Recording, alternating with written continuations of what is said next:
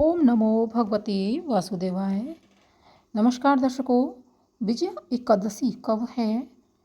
शुभ मुहूर्त, पूजा विधि और पूजा की पूरी सामग्री। साथ में इस वीडियो में महत्वपूर्ण उपाय, व्रत कथा बताएंगे। फागुन माह के कृष्ण पक्ष में पड़ने वाली एकादशी को विजया एकादशी के नाम से जाना जाता है। इस दिन विधि विधान से भगवान विष्णु की पूजा अर्चना की जाती है। भगवान विष्णु को श्री हरि भी कहते हैं। हर माह 2 बार एकादशी पड़ती है, एक कृष्ण पक्ष की और एक शुक्ल पक्ष में। फागुन माह में पड़ने वाली एकादशी को विजया एकादशी कहते हैं। श्री हरि की आराधना करने से व्यक्ति को सभी तरह के पापों से मुक्ति मिल जाती है। मृत्यु के पश्चात मोक्ष की प्राप्ति होती है। इस बार विजया एकादशी 7 और 8 मार्च 2 दिन रहेगी। एकादशी तिथि प्रारंभ 6 मार्च को सुबह 6:30 से होगी, जो कि 7 मार्च को सुबह 4:13 पर समाप्त होगी। गृहस्थजन 6 मार्च को और संतजन 7 मार्च को जया एकादशी का व्रत कर सकेंगे। एकादशी तिथि भगवान विष्णु को समर्पित होती है। एकादशी तिथि समाप्त मार्च 7, 2024 को 4:13 पर सुबह समाप्त हो जाएगी। 7 मार्च को एकादशी व्रत पारण करने का समय 1:49 से 4:11 का रहेगा। यह दोपहर का समय है। 7 मार्च को हरिवासर समाप्त होने का समय 9:30 सुबह रहेगा। 8 मार्च को एकादशी व्रत पारण करने का समय 6:42 सुबह से 9:04 AM रहेगा। 8 मार्च को द्वादशी सूर्योदय से पहले ही समाप्त हो जाएगी। अगर 2 दिन पड़े एकादशी तो भक्त किस दिन व्रत रखें? कभी कभी एकादशी व्रत लगातार 2 दिनों के लिए हो जाता है। जब एकादशी व्रत 2 दिनों का होता है तब स्मार्त परिवारजनों को पहले दिन एकादशी व्रत रखना चाहिए। दूसरे दिन वाली एकादशी को दूजी एकादशी कहते हैं। संतों और मोक्ष प्राप्ति के इच्छुक श्रद्धालुओं को दूजी एकादशी के दिन व्रत रखना चाहिए। जब जब एकादशी व्रत 2 दिन का होता है तब तब दूजी एकादशी और वैष्णव एकादशी एक ही दिन होती है। पूजा विधि: सुबह जल्दी उठकर स्नान आदि से निवृत्त हो जाएं। घर के मंदिर में दीपक प्रज्वलित करें। भगवान विष्णु का गंगा जल से अभिषेक करें। भगवान विष्णु को पुष्प और तुलसी दल अर्पित करें। अगर संभव हो तो इस दिन व्रत भी रखें। भगवान की आरती करें। भगवान को भोग लगाएं। इस व्रत का विशेष ध्यान रखें कि भगवान को सिर्फ सात्विक चीज़ों का ही भोग लगाया जाता है। भगवान विष्णु के भोग में तुलसी को जरूर शामिल करें। ऐसा माना जाता है बिना तुलसी के भगवान विष्णु भोग ग्रहण नहीं करते। इस पावन दिन भगवान विष्णु के साथ ही माता लक्ष्मी की भी पूजा करें। इस दिन भगवान का अधिक से अधिक ध्यान रखें। एकादशी व्रत पूजा सामग्री लिस्ट: श्री विष्णु जी का चित्र अथवा मूर्ति, पुष्प, नारियल, सुपारी, फल, लौंग, धूप, दीप, घी, पंचामृत, अक्षत, तुलसी दल, चंदन और मिष्ठान। विजया एकादशी व्रत कथा। फागुन कृष्ण एकादशी व्रत कथा। धर्मराज युधिष्ठिर बोले, हे जनार्दन, फागुन मास के कृष्ण पक्ष की एकादशी का क्या नाम है तथा उसकी विधि क्या है? कृपया करके मुझे बताइए। तो श्री भगवान बोले, हे राजन, फागुन मास के कृष्ण पक्ष की एकादशी का नाम विजया एकादशी है। इस व्रत के प्रभाव से मनुष्य को विजय प्राप्त होती है। यह सब व्रतों में उत्तम व्रत है। इस विजया एकादशी के महात्म के श्रवण व पठन से समस्त पाप नाश को प्राप्त हो जाते हैं। एक समय देव ऋषि नारद जी ने जगत पिता ब्रह्मा जी से कहा, महाराज, आप मुझसे फागुन मास के कृष्ण पक्ष की एकादशी विधान कहिए।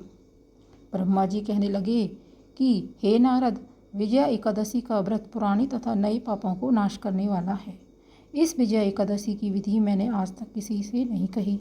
यह समस्त मनुष्यों को विजय प्रदान करता है।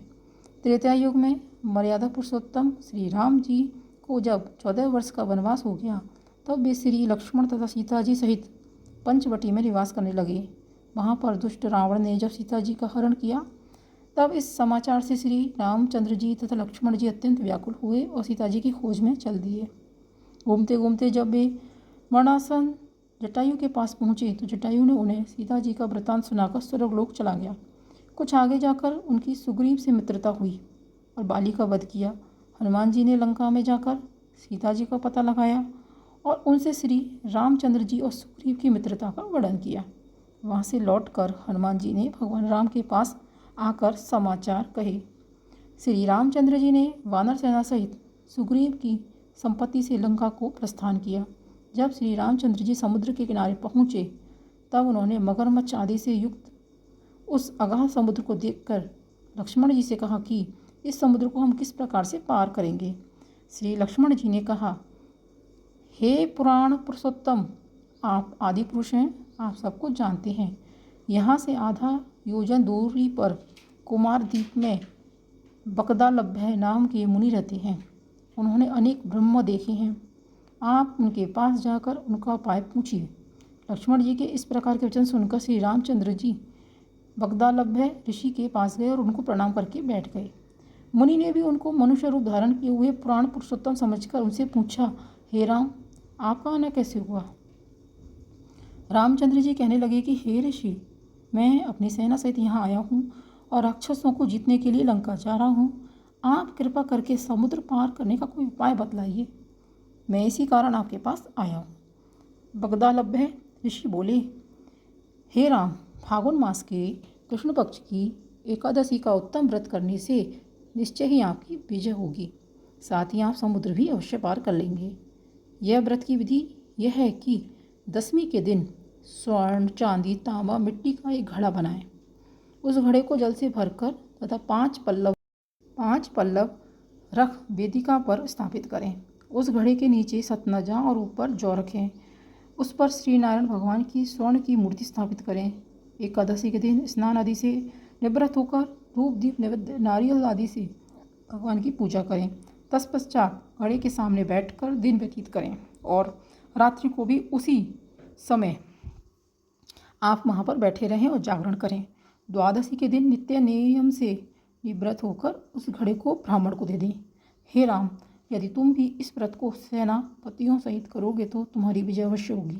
श्री रामचंद्र जी ने ऋषि के कथानुसार इस व्रत को किया और उसके प्रभाव से दैत्यों पर विजय पाई। अतः राजन, जो मनुष्य विधिपूर्वक इस व्रत को करेगा, दोनों लोकों में उसकी अवश्य विजय होगी। श्री ब्रह्मा जी ने नारद जी से कहा था कि हे पुत्र, जो कोई इस व्रत के महात्म को पढ़ता या सुनता है उसको वाजपेय यज्ञ का फल प्राप्त होता है। इस तरह से विजया एकादशी की कथा संपूर्ण हुई। दर्शकों, विजया एकादशी के दिन अगर आप कुछ उपाय कर लेते हैं तो आपके जीवन में कभी भी कोई परेशानी का सामना आपको नहीं करना पड़ेगा। अगर आपके घर में पैसों की किल्लत है, धन प्राप्ति नहीं हो रही है, तो ऐसे में एकादशी के दिन जो लोग पैसों की मुश्किलों से परेशान हैं उन्हें विजया एकादशी के दिन अपनी पूजा में तुलसी पत्र का इस्तेमाल जरूर करना चाहिए। ध्यान रहे, तुलसी पत्र अर्पित करते समय भगवान विष्णु से धन और वैभव की प्रार्थना करें। ऐसा करने से आपकी आर्थिक तंगी दूर होगी। साथ ही श्री हरि के साथ देवी लक्ष्मी जी का भी आशीर्वाद प्राप्त होगा। अगर आपके कैरियर में सफलता आपको नहीं मिल रही है तो आप अगर कैरियर में सफलता प्राप्त करना चाहते हैं, इसकी विशेष कामना रखते हैं, तो इस दिन राम दरबार की विधि पूर्वक पूजा करनी चाहिए। साथ ही राम रक्षा स्तोत्र का पाठ करना चाहिए। इसके बाद 11 केले, लड्डू, लाल फूल, 11 दीपक, 11 खजूर भगवान राम को अर्पित जरूर करें। ऐसा करने से आपकी कैरियर में जो भी सफलता है वह सुनिश्चित हो जाएगी। कैरियर में आप सफल होंगे। भाई और बहनों, अगर आपको यह वीडियो और इसके उपाय पसंद आए हैं तो इस चैनल को सब्सक्राइब ज़रूर कर लें। वीडियो को ज़्यादा से ज़्यादा शेयर करें, लाइक करें और कमेंट बॉक्स में हर हर महादेव अवश्य लिखें। चैनल पर पहली बार आए हैं तो चैनल को सब्सक्राइब करना ना भूलें। मिलते हैं एक नई वीडियो के साथ। ओम नमः शिवाय। हर हर महादेव।